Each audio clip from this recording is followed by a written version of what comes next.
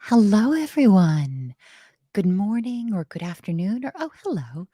Hopefully not good too terribly late in the evening. But hello, and I'm delighted to chat to you wherever in the world you're from and whatever time zone you're joining us from. So if you've been sort of joining us reasonably regularly, wow, that's really exciting. But if you're just dropping in for the first time, that's super chill too. What we've been doing together is going through the responsive web design certification, hey, for free code camps curriculum. And what we're going to do today is we're going to look at the concept of, so big philosophical thing, the concept of, but also a couple of practical lessons around responsive web design. You say, well, Jess, oh, hey, Ann. You say, Jess, this is the responsive web design certification. Haven't we been doing responsive web design this whole time? And yeah, in a lot of ways, the things we've been learning, the HTML, the CSS, the accessibility, ooh, so important, and the visual design have been really integral parts of these building bricks of what we need before we can do responsive web design. But when we look at actual responsiveness, these 4 lessons today are going to teach us what's going on with that. So, responsiveness really means that you've got the opportunity to deliver let's come up here.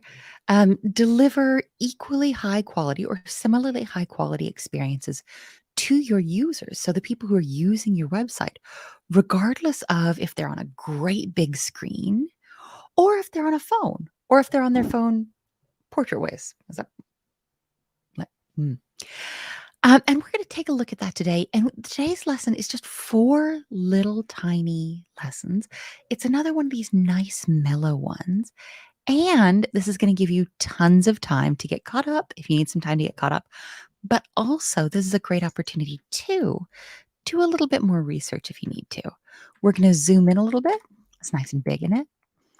And we're going to be talking first about media queries. And I think media queries are pretty important. And this is a new technique that was introduced in CSS5. And that's going to change the presentation on content based on different viewport sizes, it says right here. And you say, oh, Jess, that's great. What's a viewport? And I said, oh, that's such a good question.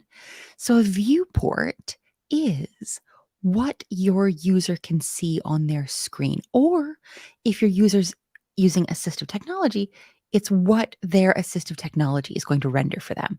So think of a viewport as the size of what your user can either see or what's being presented to them if we're talking about assistive technology being involved.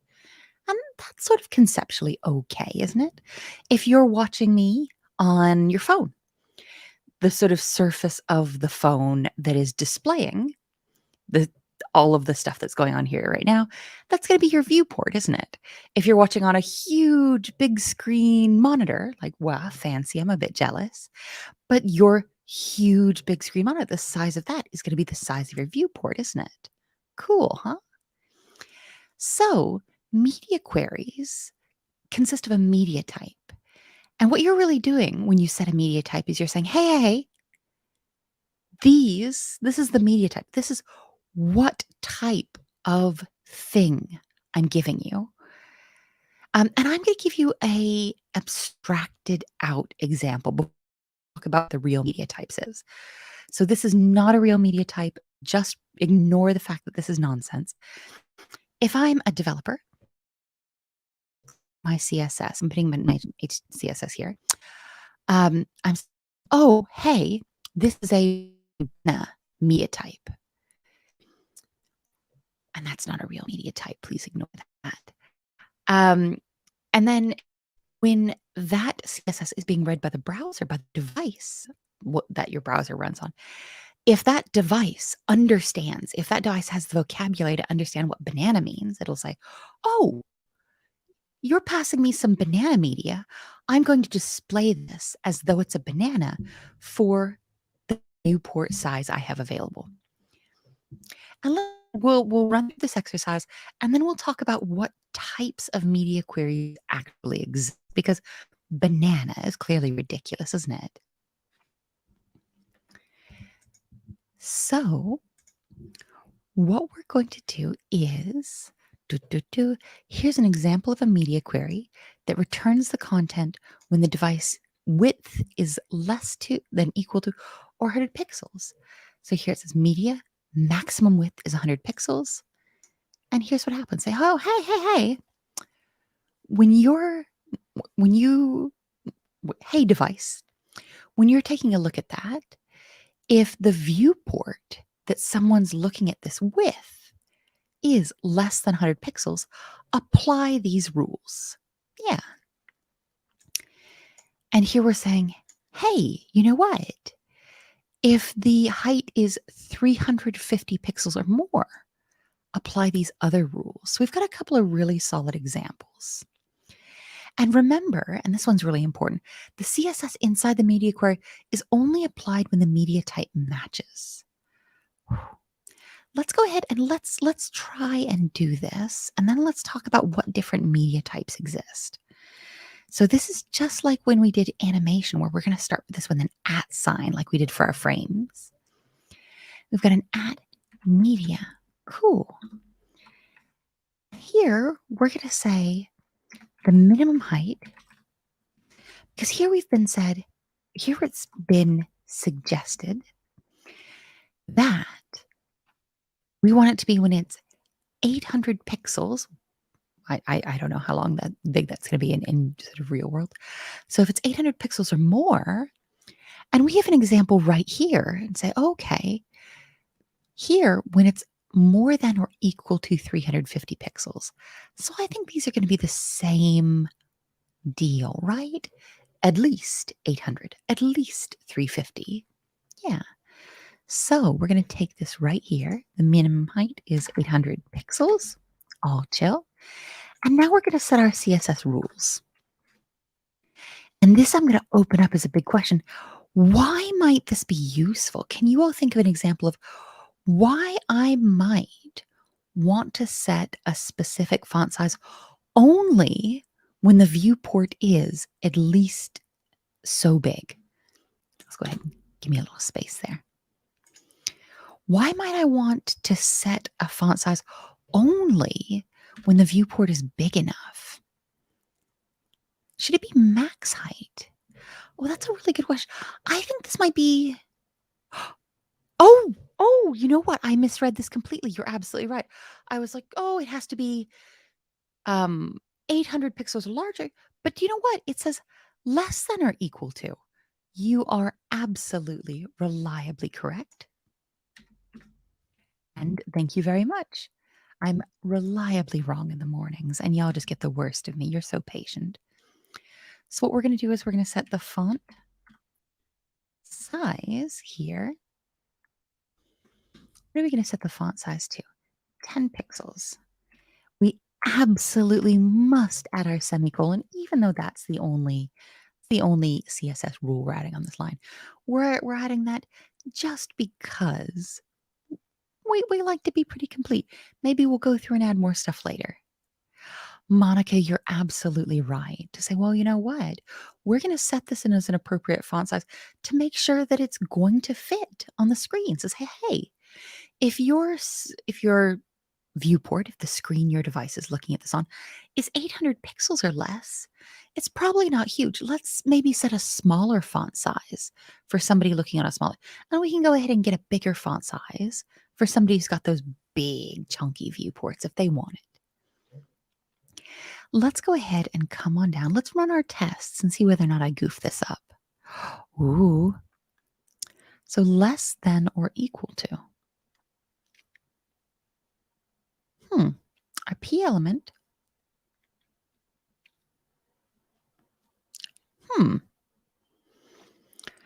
Less than or equal to should be max height. I feel like that feels correct, doesn't it? The font size is indeed 10 pixels. You all are going to have to fuss at me. Where have I messed this up? I bet I've messed it up someplace real basic, right?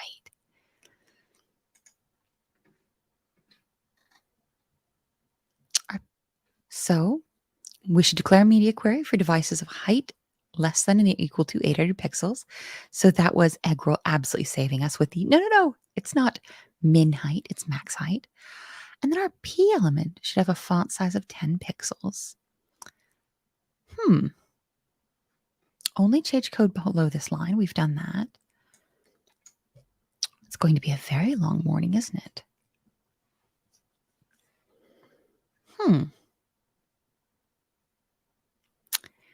Oh, Sunday, you're just so lovely and friendly. I am a little bit stuck. Our P element should have a font size when the device height is less than or equal to. Changing that doesn't magically do it, does it? I think it's missing the P. I think so too. So it's not being applied. Oh gosh, yes. How would I specify that? Well, when in doubt, when I am a goofball, let's go ahead and first buy myself some time.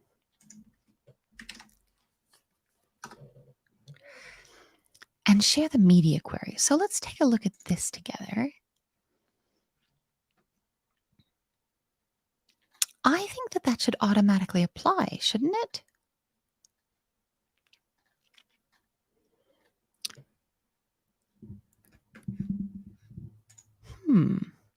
Change the font size to 10 pixels. So just change it up here. I bet that'll work. Good. Okay, cool. So it doesn't want me to do that. So the thing that I'm confused about is that here, when the media is max height of 800 pixels, yeah, based on devices or media types, you're absolutely right. But this should still apply. Add a media query so that the P tag has a font size. Okay, so we do need to specify that. How do we nest those? How do we nest those? Let's go ahead and check MDN again.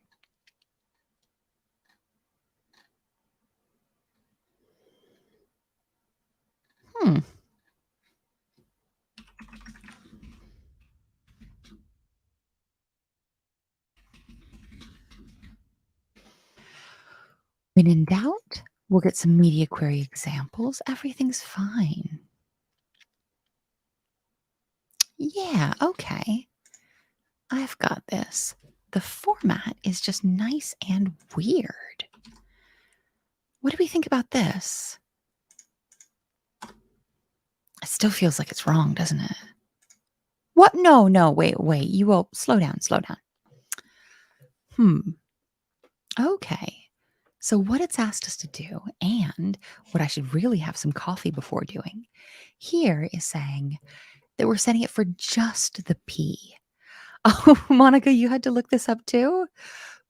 Because that's what we do whenever we hit something that we have a cool question about or something that feels weird. We say, well, I can ask somebody who might know. And excitingly, y'all get to ask me, and I rarely know. You can ask somebody who might know. You can get weird. You can experiment or look it up.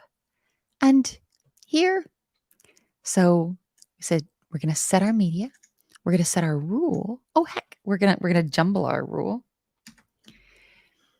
And then within that, we're going to set a selector. Okay, cool. This had seemed very, very strange to me, but we can run our tests. And because we've just got 4 lessons today, they're a little bit harder than usual, aren't they? Or help me preserve my dignity, pretending they're a little bit harder than usual. But because these are conceptually a little bit more challenging, we get only 4 of them. It's nice and relaxing. So one thing that I'm really excited about is we're going to make these images responsive. And responsive images mean that I was about to say magically, but do you know what? Computers feel like they're magic, don't they? They're effectively glass and metal scraps that we've taught to think. So we're going to have these magically resize using CSS depending on the size of the viewport. And I know I've been talking to you about the idea of a viewport as the whole screen, but really much more honestly, a viewport's about the size of the screen that's just displaying your web content. So if you've got a little like a little window on a big screen, the viewport for that website is going to be the little window on the big screen. So here, our viewport is this over here, is this section here. Okay. We can make our viewport bigger. We can make our viewport smaller, but sort of looking at the space, the canvas where your website or where one's website can be shown as the size of the viewport, that's going to be what's going on. The exciting thing is when you want to make an image responsive with CSS, and I know saying just is really challenging. Like this is hard saying, oh, just do this thing. Just? What do you mean just? But here, what we've got is the magic code that makes our image responsive. And we're going to write it the exact same anytime we want to. It's chill. It's all chill. And the cool thing about this being the same thing every time is whenever you forget, you can just look it up. Yeah, there's no shame in looking it up. As a professional goofball, I look stuff up constantly. Here it says, add the style rules to the responsive image class. So once we create these rules, we can stick this club membership to any image and make it responsive. So what we're going to do is we're going to take these rules right here and copy them over. And once we copy them over, what we're going to do next is drag our viewport in and out to see what resizing it feels like.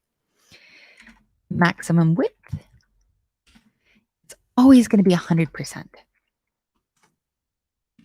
Ooh, look at that. And that's going to be so say, hey, you know what? With these images, 100% of the viewport is going to be as big as you can make those.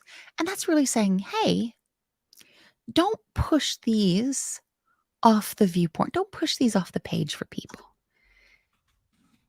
And height, you want to automatically,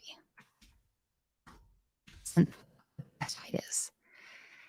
And you know what? This lesson is conceptually still challenging because, oh, you know what? We've got to think, what's this rule? And while I hate to drag you back to good old-fashioned school, it does feel like this is one of the things we've either got to just memorize or make our peace with looking up all the time. But what we're going to do here is we're going to resize this. I'm going to pull this. We're going to see what it does. Ah! Look how reliably cool this is. This is going to, and again, not technically magic, but this is going to magically resize this based on never taking up more than 100% of the viewport and automatically resizing the height to stay in sync with the width. This is fine. I'm gently but reasonably confident that we can run our tests. And it's just fine. Everything's fine. So we've been looking at what if somebody has a little bitty screen or what if somebody has different size screens?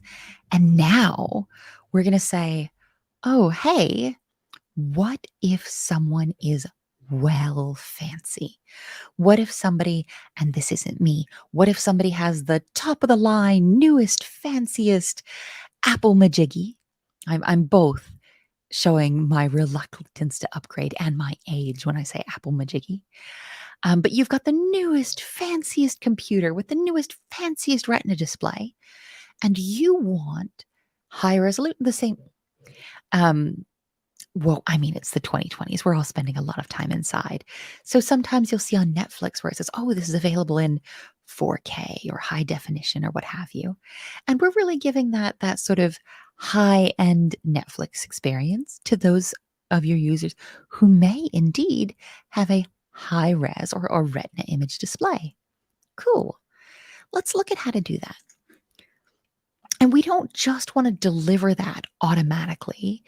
Because if you say, oh, let's deliver this very, very fancy thing, this pixels per inch. The problem, do you know what? If I could drag us all back to the 90s where web development was easy, I don't think I would. The internet was slow.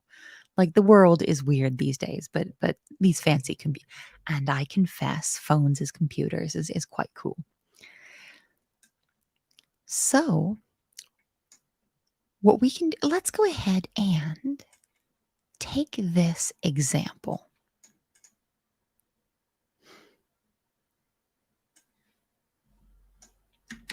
Because whenever we're not sure what's going on, and this has given us the style tags twice, and we don't need these style tags twice.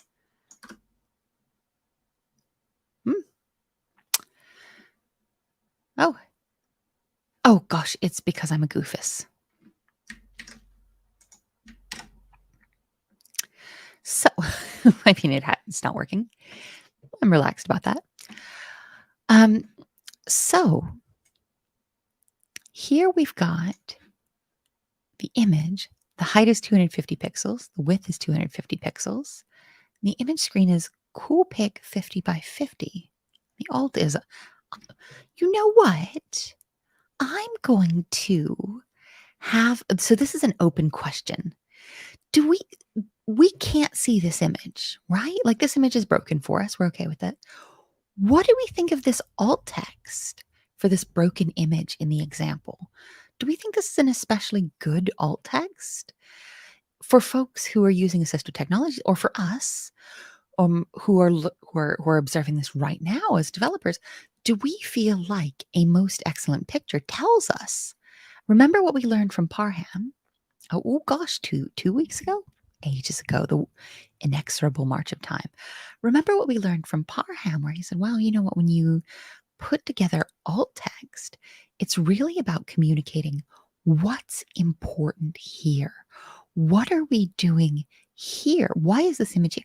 Give me the context. Tell me why this is important. So this is saying, hey, do you know what?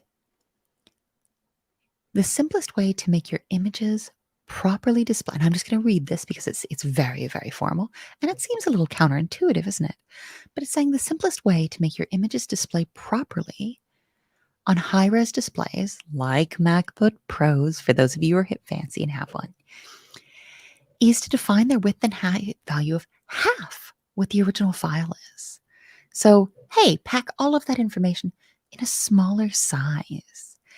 And this is what the example is really showing us, to say, hey, for this image, set the height for 250 pixels. And really, we're not saying just for this image, are we? This is a selector. Remember that a selector, unlike a class is where you put people in a club, and unlike an ID, which should be a unique rule just for the element that's got that ID, that name tag, here a selector is apply this rule to all of our images, that the height should be 250 and the width should be 250. Let's go ahead and let's get rid of this image we're not using. And we're going to get rid of this, even though we're going to write something really, really similar back in just a second, right? So here, we're being asked to set the width and height of the image tag to half of the original values. And almost immediately, so here we see that this image is 200 by 200. So doing some reasonably simple math, we can go ahead and say, hey, that's height of 100 and width of 100. Okay, if we're doing it by pixels. I wonder if we can set this to percentage as well. I'm actually not sure if we can, so let's just try. Image. We set a selector for the image. That feels okay. Height. 50%. Ooh, did that work? Did that do something? What did you do? Ooh. Maybe. And the width. 50%. Well, that doesn't look right at all, does it? Oh.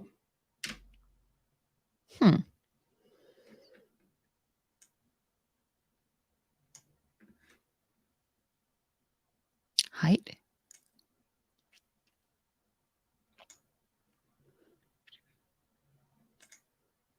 Okay, so this is saying no. I thought I was being very clever to say, oh, can we do the same things by specifying percent instead of doing little tiny bits of math or maths if you're here on the island? And alas, it says, nah, Jess, you probably need to do the math. You probably need to go ahead and dial this up. And setting this is going to go ahead and make this very, very fancy for folks who have the newest, fanciest displays. Look how fast we're going today. We're going to have tons of time for question and answers. So if you say, oh, I've got something, but it's not from this lesson, or I want to go back and look at something else, or I want to go forward and preview something, we can go ahead and do that. One other thing I wanted to do with a little bit of the time is I wanted to spend maybe 15, 20 minutes a day and start looking at your first project assignment just to preview that if that's not a bother. I want to be respectful of your time, but since we're going heckin' quick, let's go ahead and look at that first one. Cool. This is always very exciting.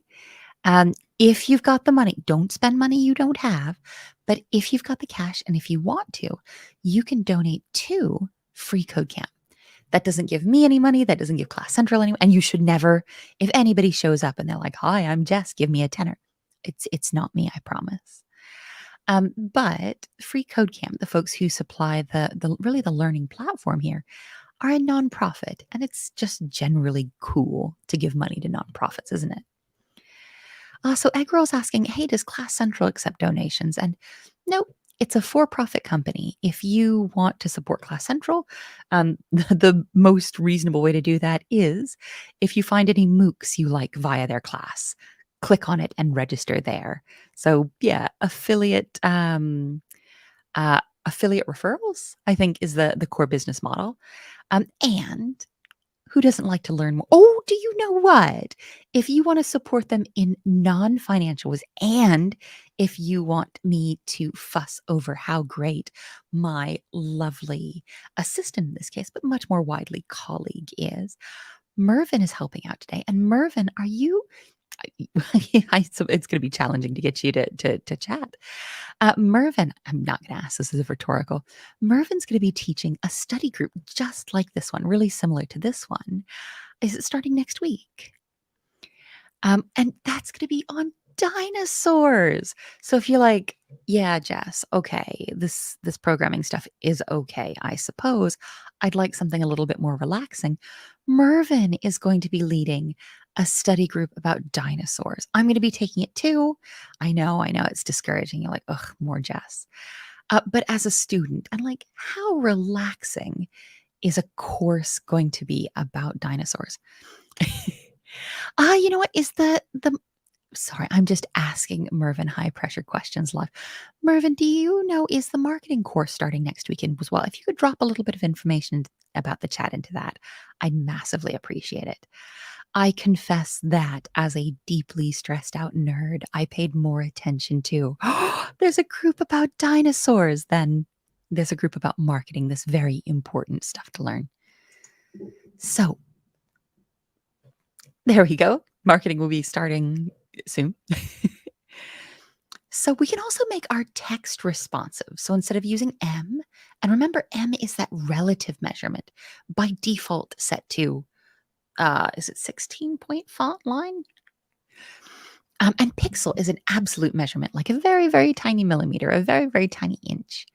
But viewport units are relative units, but they're based on different items. Yeah. And these are going to be setting it relative the same way M is relative to other things on the page, but this is going to be setting it to relative to landmarks on the viewport. So when you set your measurements to be one of the viewport units, you're saying, hey, I care about the size of the viewport. I care about the size of the window my user is looking at this in. And we've got four different, wait, where am I? We've got four different, I need a little bit, I'm in a very small box here. We've got four different viewpoint units. VW is viewport width. So if I say 10 VW, which is or 5 VW, that would be 10% of the viewpoint's width or 5% of the width. Width. I'm very, very clever today. So 10% of the viewpoint's width or 5% of the viewpoint's width. Whereas the viewpoint height is how tall the window your user is using here. So if you said 3VH, that's going to be 3% of your viewport's height. Vmin. So is the viewport minimum. So 70 Vmin would be 70% of the viewport's smaller dimension, whether or not that's height or width. So if my viewport is 100 pixels tall, 100 pixels height, and 200 pixels wide, then setting 70 Vmin would have it take up 70 pixels, so 70% of the smaller measurement. Whereas Vmax does the exact same thing. Woo, aggro. Let me explain this. And then you know what we do when we get a weird, good question is, let's get weird with that.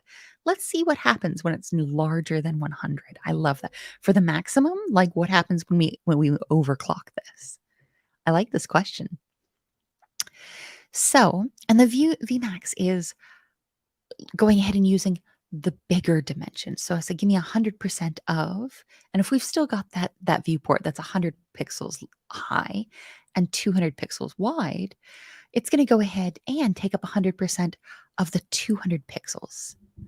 Oh, so Matchstore is saying, well, you know what? Wouldn't it be better to have fixed minimum values than relative? And relative really gives us this responsiveness. So say, well, you know what? I want people to have an experience that feels similar. Yeah. No, I've got you. You mean absolute.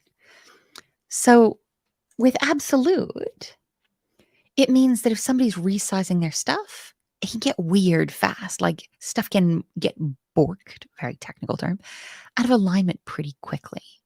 Whereas if we're using these relative things, you're going to go ahead and get this magic resizing as you go.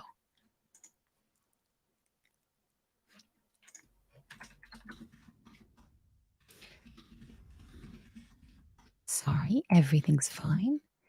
So what exactly would be the view? Yeah, let's review what the viewport is. So the viewport is the whole browser or the whole window that's looking at your website or that's looking at your file.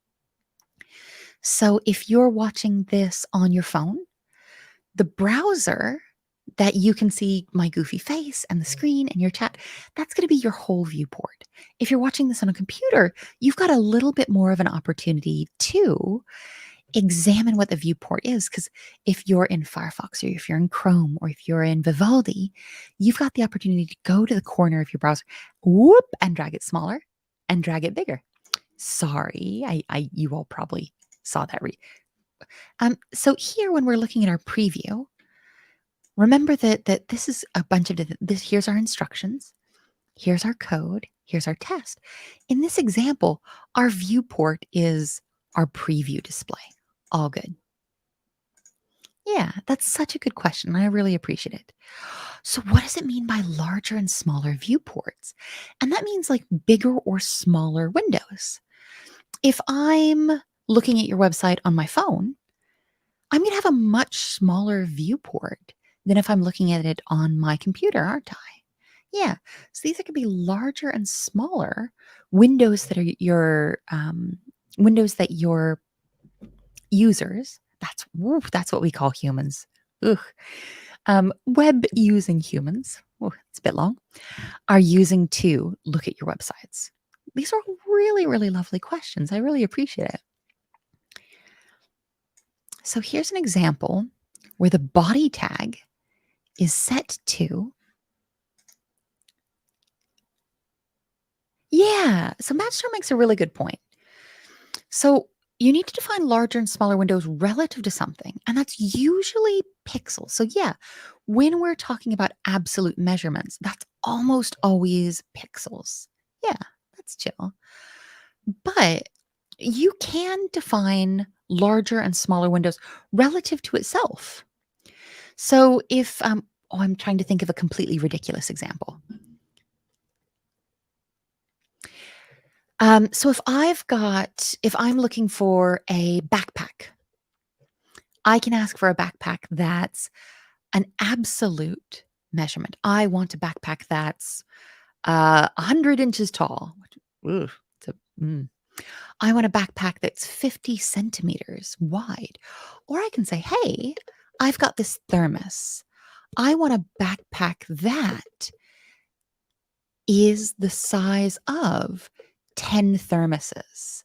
And that's sort of a relative unit because this thermos is reasonably big, but maybe I've got a smaller thermos and I want a backpack that fits 10 of those.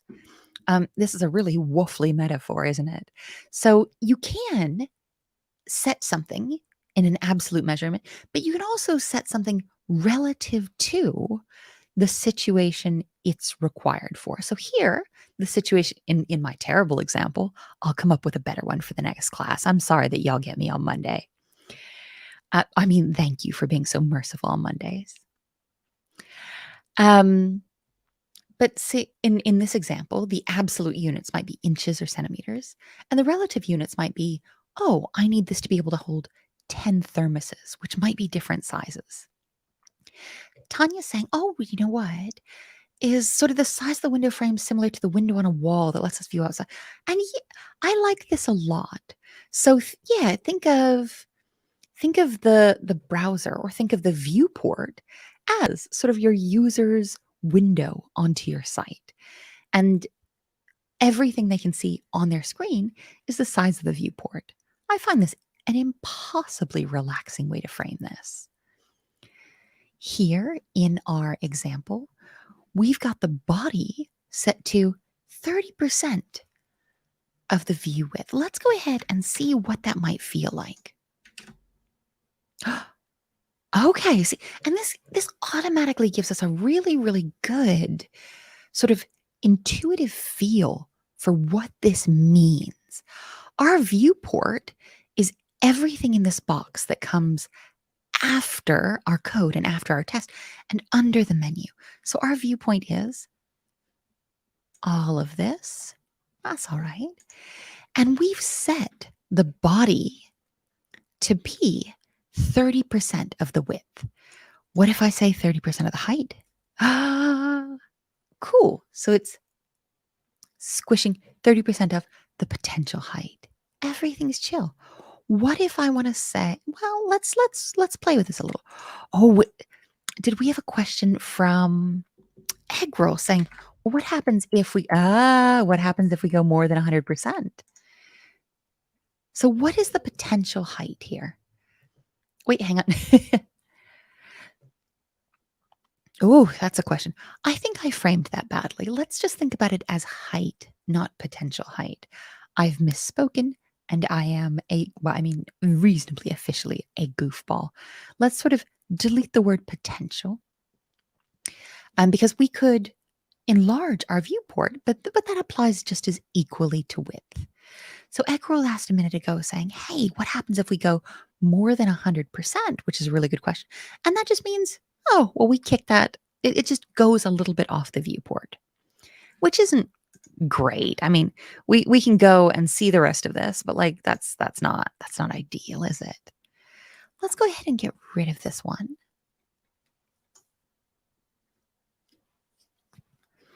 Well, I think it probably wants us to set this to body as well, right? We want everything in the body this to apply to. Let's set the width. Oh, no, I've lied. You love how I'm just the world's most cheerful liar because it says set the width of the H2 tag to 80% of the viewport's width, and then the width of the paragraph tag as 75% of the viewport's smaller dimension. And this feels like a lot of technical mumbling right out of the bat. So here what we're doing is we've got the opportunity to do two different things. So I'm going to go ahead and make two selectors right away. Oh, somebody's knocking at the door and they're not going to be happy because I can't get up. So the width of the H2. And then we also wanted to have the paragraph selector as well. Okay, so we've got these two. We've got the selectors set. They look pretty. And now let's go ahead and set these two width. That's going to be 80% of the viewport's width. Let's see. Oh, you know what? We don't even have to say width. That's not the way we say 80%. We say 80% of the width, and that's viewpoint width. A measurement there. That feels pretty chill. Yeah. Oh, and always semicolon, always semicolon. We're responsible. I mean, y'all are responsible. I'm a goof. And here, ooh, let's talk through this a bit. I know these are conceptually a little bit weird, right? So when we're talking about these relative measurements, think about, I was going to say think about an imaginary number. It's not much more helpful. And Tanya's asking, well, when we set the width and height relative to the viewpoint, how are the margins and padding affected? And where do the boxes start for the elements? Cool. And do you know what? Sorry, I'm almost chuckling where I'm like, I know where the confusion's coming from. It's coming from this being confusing. So when you set the width and the height relative to the viewpoint, the margins and the padding should still be set to whatever you've specified. So if you said my margins and padding are going to be 5 pixels or 10 pixels, there's still going to be 5 or 10 pixels. If your margins padding are set to a relative unit, so many M's, for example, there's still going to be that many relative units on the screen. And where do the boxes start for the elements? I think this is a really important question because we've talked a lot about, but like all HTML elements exist in conceptual boxes, don't they? There's just a bunch of, well, and you know what? Let's go ahead and let's make these boxes visible.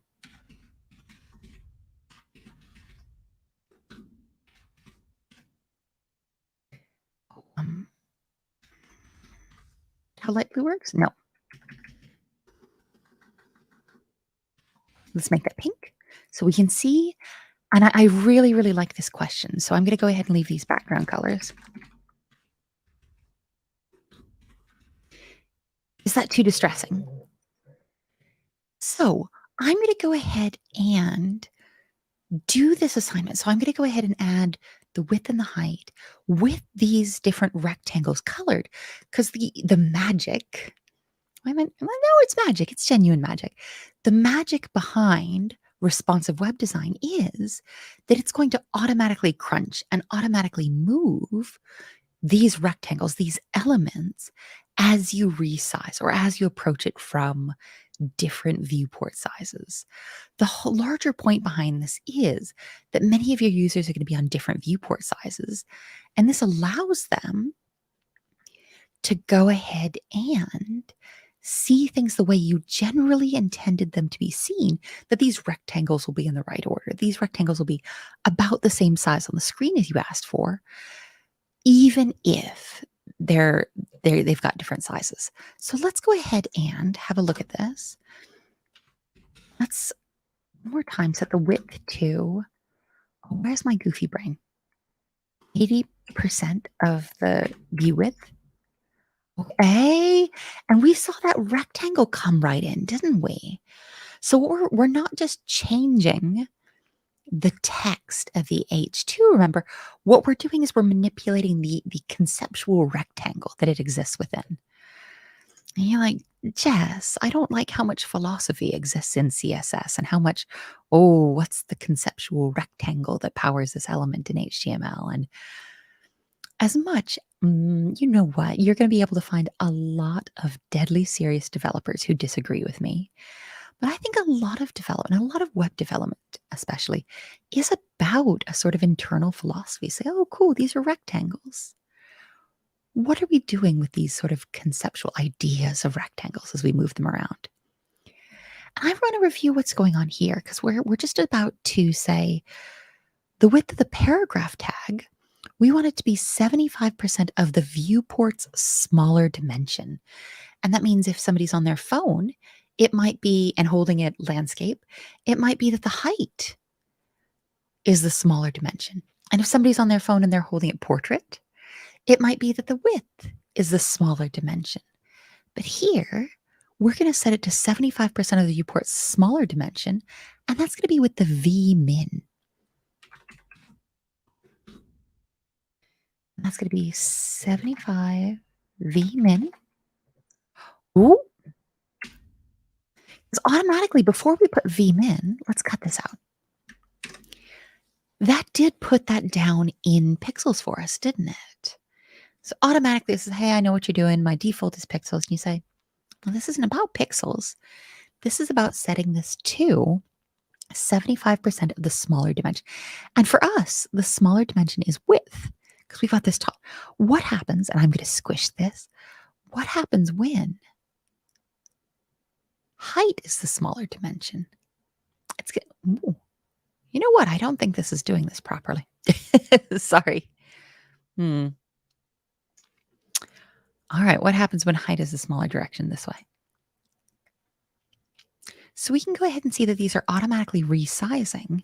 But one thing I want to call your attention to is we're always going to see this pink box that sets to 80% be just a touch bigger than this yellow box that's set to 75%. Yeah, these are conceptually super heckin' weird, right? We're going to run our tests. Oh, our H2 tag should have a width of 80 VW. Well, it does. Oh, do you know what? Are you looking for just those tags and you don't like these background colors? So hang on, let's look at this question from Magic. I want to run our tests. I want to go ahead and look at this. The thing that's confusing about how much 100 VH is in absolute units. So the challenge is that you will always, one could always measure how big 100 VH, 100% of the view height is in pixels, but it's going to be different. So if I'm on my phone and you're on your computer, the absolute unit, the number of pixels for our viewer's height are going to be completely different. Yeah. Oh, you understand it's different from window to window and device to device. For mine right now, I have absolutely no idea. I'm so sorry. I don't have a incredibly effective way to measure. I mean, I suppose I could do pixels per inch and then break it down, but that would be reasonably challenging. No, I'm so sorry. Yeah, I would, I can't even hazard a guess. If I blow it up all the way, even then, my viewport is just a section of the screen. I don't know. Oh, so Magster, I see why you're asking this now. You're saying, shouldn't we know this beforehand when designing?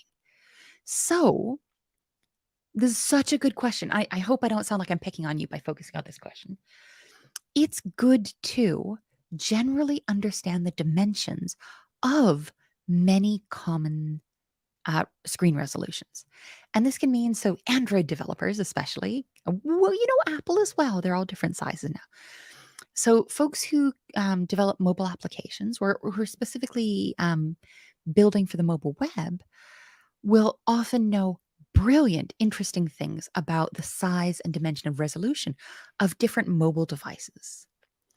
And on computers, it gets a bit more difficult because you don't know how big or how small, but like the resolution of screen sizes, the physical, oh heck, it wasn't useful. The physical screens, many designers and many developers will know, but you don't need to. Wait. I mean, you should day in, day out be thinking about this a little bit. Yeah, so the height specifically seems weird. Sometimes you want to set a scroll bar and set it to 100%. Yeah. So the point of these relative measurements is that you don't need to measure it out pixel per pixel. And really, because we're talking about a bunch of different types of sizes, if you said, okay, I want my H2 to be 200 pixels large, and then I want 300 pixels of space under it. That's going to be fantastic for users who are using the same size as you designed it for.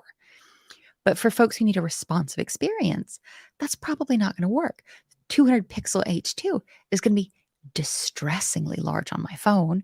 Or do you know what? I'm told kids today surf the web on their watch. Or yeah, unusably large on a watch.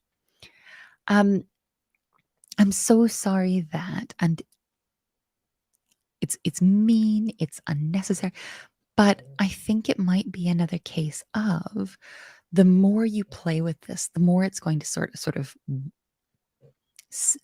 the more you play with this, the less weird it's going to feel, and the more reassuring it's going to sit in your brain.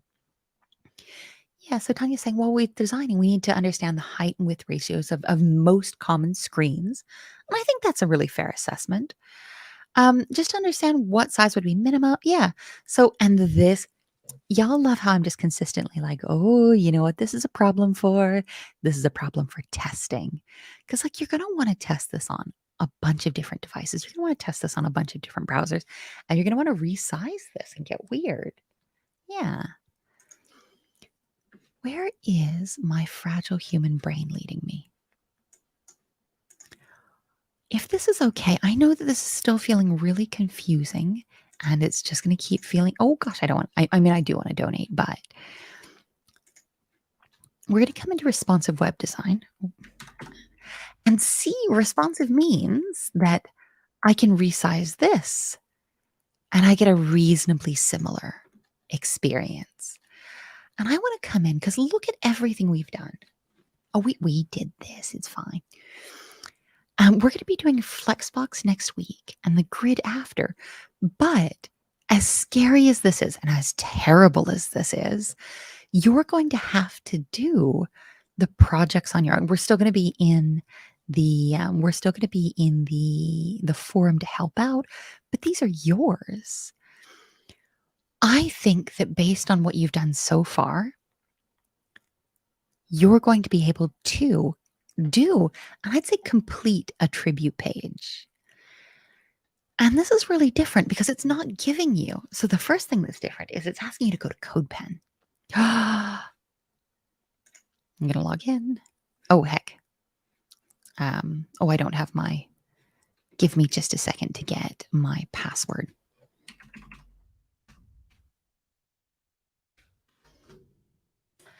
I confess I'm usually on.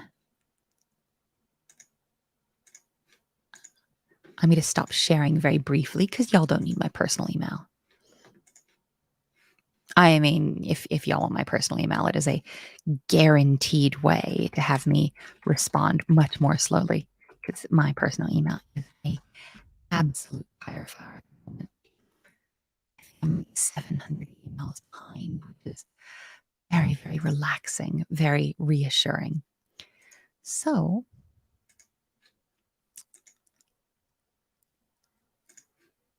here's CodePen.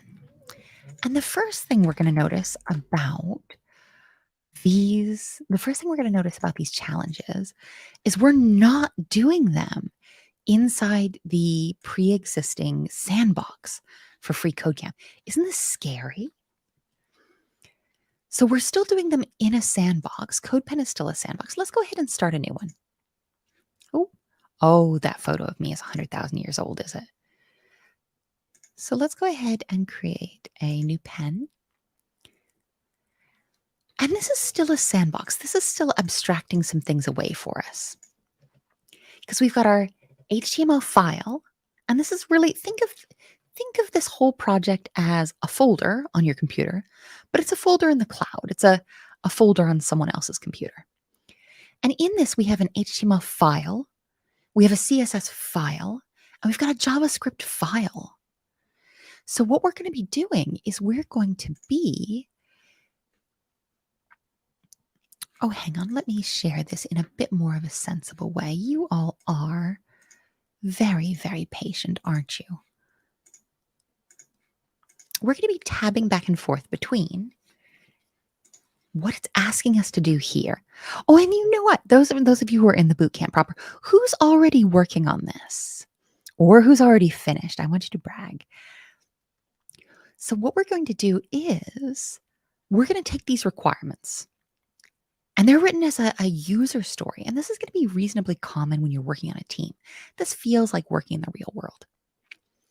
So my tribute page should have an element with the ID of main that contains all other elements. And here, I think this might mean a main element, but the main element should also have the ID of main. And the reason for that, I think, is so that the checker can automatically see what's going on.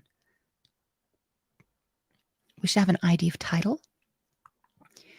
We should have a div element that's an image div. And I confess, I'm putting a lot of these in divs. And while none of that seems to go directly against, I know some of these go directly against my rule of specificity. But what it's saying is, hey, I want you to make an element. I want you to make different boxes that correspond to each of these. Oh, and we've just learned this last one we need, which is the image element should responsively resize relative to the width of the parent element. And you know what? One thing that I think is going to be really useful, and one thing I strongly recommend for you all, is to go ahead and take all of these user stories, and I do this as a cheat. It's not a real cheat. It's not cheating. I'm going to put them in my project as a comment, as a big, long comment, isn't it? Yeah. Can we change our name as it's shown on the screen for our code pen again? Oh, you mean up here? Yeah, I think you would change that in your settings. Oh, do you mean the you mean change the name of the project, or do you mean change your name? Because you could do both. Changing the name of the project is clicking where it says Untitled and changing it. Changing your name is going over into the settings in the top right-hand corner. Oh, heck. To change you. Yeah. So here we've got all of our stuff. Our tribute page should have an element with a corresponding ID of main, which contains all of their elements. I'm going to go ahead and it says that I've got to have a main. It doesn't say that I can't have an HTML as well.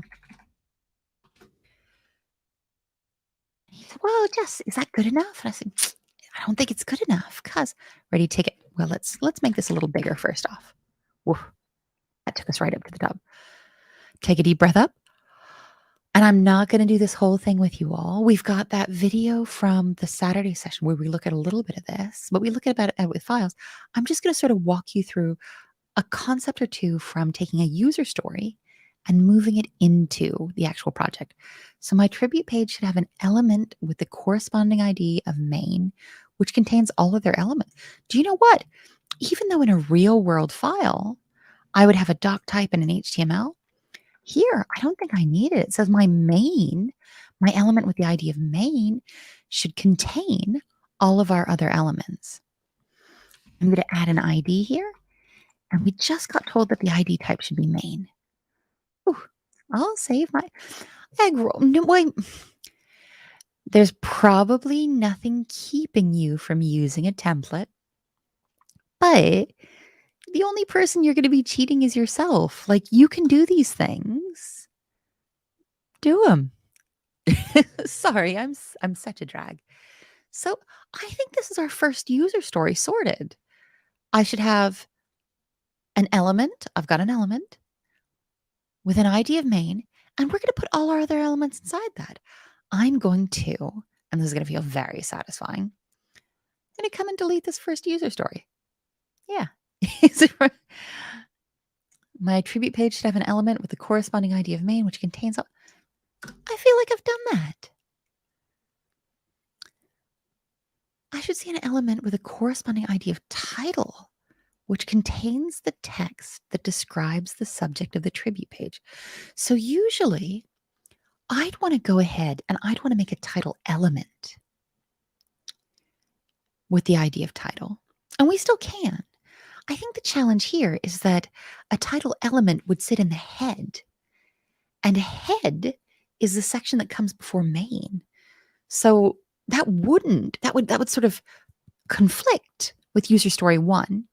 So I think I might just do like an H1 as a title. Is that very bold? Oof.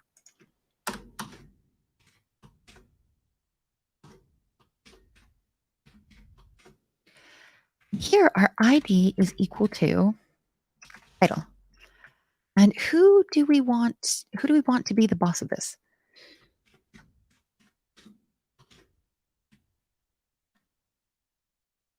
Where's my little... So let's say we're making a tribute page for Kato Loam, who's a really famous... I don't even know if she's that famous.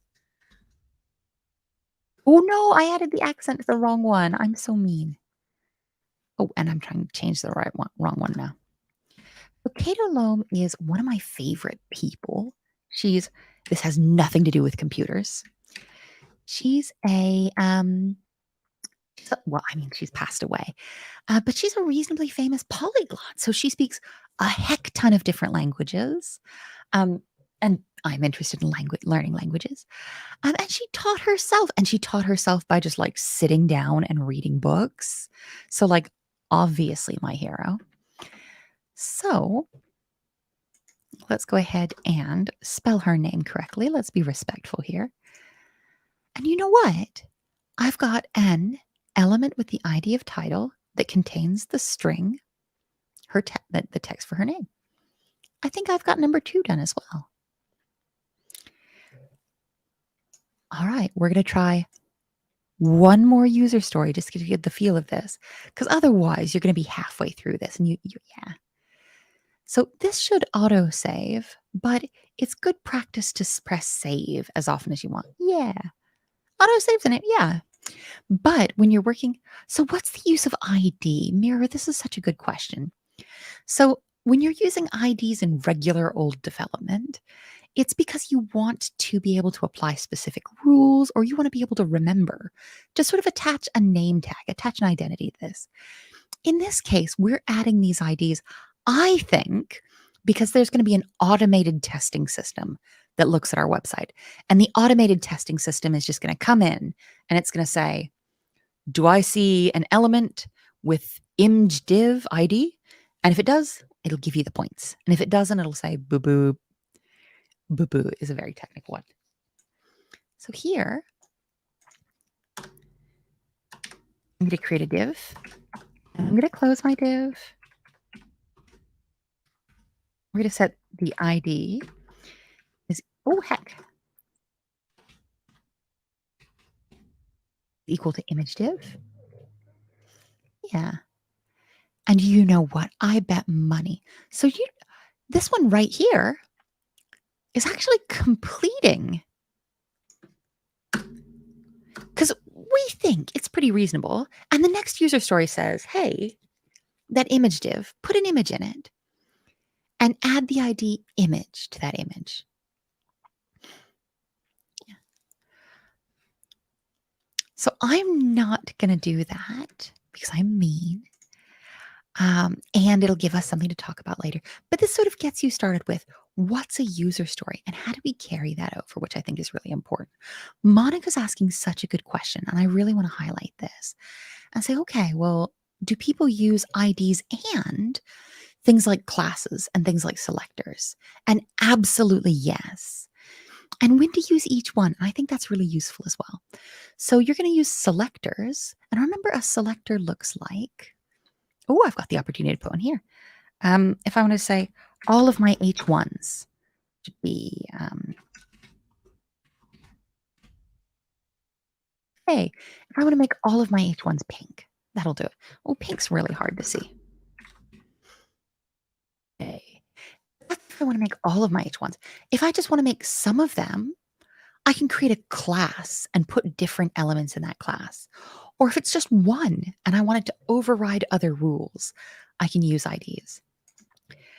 So really deciding when you use a selector, when you use a class, and when you use an ID is all about how wide or how specific you want to go with that rule. Yeah, again, and this is one of the cruelest things I continue to say to you all, but it just feels less weird the more you use it. I'm sorry, but the first part of the question, yes, yes, yes, you absolutely mix IDs with selectors and IDs with classes and classes with selectors in the real world. It's all chill. Here we're using specifically IDs because of this automated testing, this automated check. Um, does anybody else? I'm going to go ahead and open this up for question and answer for a little bit, but then I think I'm going to release class early. But just so I get just you know that I'm about to say homework. Our homework for next week is to get through all of the CSS Flexbox. And I'm going to ask you to do this before the class because I personally am very, very, very bad at Flexbox and Grid, and I will mess it up all the time. And I'm going to need y'all's help. So please get through all of that. Also, if it's not a bother, if it's not too much, because the lessons we've done this week are relatively stripped down, I'm going to ask if you can go ahead and also try and finish your tribute page. Try and finish this first project. If you want to join us on Wednesday, we've got on the events page, we're going to have Scott Hanselman, who's a very, very calm gentleman who works over at Microsoft. And he's going to talk us through what happens when you're in your browser. What happens when you type something. Oh, heck, I'm clicking on it. What happens when I type something in here? Who's another person who's cool? We'll just search for Cato Loam again. So what happens when I go from this search and push enter? And he's going to talk us through what your browser's doing with this search and with this information and passing it back and rendering. I confess I've seen this talk before and it's so useful. I was so excited that we got him to come and chat to you. Do any of you have any questions at all that I can answer for you today? And remember, your homework is to get through all of Flexbox and please see if you can finish this tribute page. I'd love to see y'all showing them off in the forum if it's not a bother. Oh, and of course, the normal every week homework, which is you have to spend the rest of your day with as little stress as you can have in it, the rest of your morning. So if this is morning, this is harder homework, but like have your day be as mellow as possible. Or if it's the end of the day, if it's nighttime for you, tomorrow has to be as mellow as possible, please. Fab. Do you all have any questions I can help you with today? I'm a bit, look at me looking excited. If there are no questions, what I am going to do is I'm going to go ahead and get that coffee that I probably should have had a little while ago and see if I can't be a bit more reasonable. I'm going to go ahead and, egg rolls asking, recap the homework. Look at, this is the opposite of when I taught middle school, where when somebody said, what's the homework? The other kids were like, nope, nope, nope, be quiet. So the recap of the homework is go through all of the Flexbox lessons. And if you can, please finish the tribute page first project. And as you must, please have the most relaxing day as possible as you can today.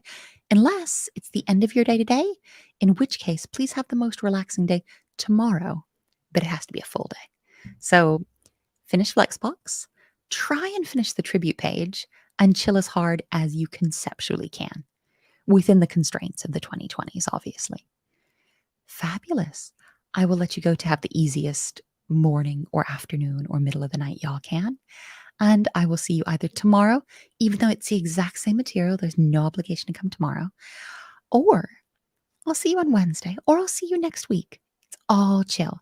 I am really excited to say that we're going to have an announcement about future boot camps coming out in the next week or two, if that's okay. So folks are like, JavaScript? We'll have some JavaScript information coming out soon. We're looking at doing things a little bit differently next time around, but I'm pretty happy about the way they're going to turn out. I'll let you go, and I'll chat to you later. Bye, my loves.